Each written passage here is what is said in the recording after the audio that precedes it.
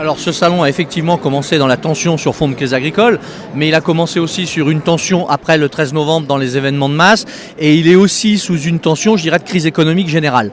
Bon, comment j'ai senti ce salon? Je l'ai senti studieux, inquiet, et les gens très à l'écoute les uns des autres pour essayer de sortir de cette crise.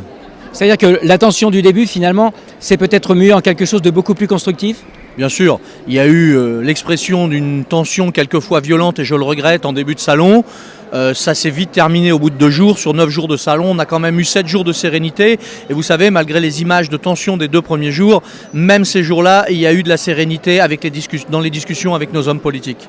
Alors on n'a pas de chiffres, mais il semblerait que malgré ce que vous avez dit, c'est-à-dire cette réticence qu'il peut y avoir peut-être à se rendre dans des lieux où il y a une foule, les gens se sont déplacés.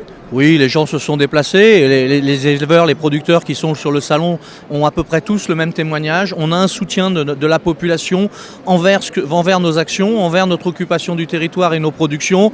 Néanmoins, ce n'est pas rémunérateur, on le sait, mais on a quand même un fort soutien de la population, et une grande partie de la population s'est déplacée. Maintenant, nous étions les années précédentes sur des années records, 5 années autour de 700 000, c'est exceptionnel. On ne sera pas à ces chiffres-là cette année, bien entendu. C'est pas pour ça que le salon a été mauvais.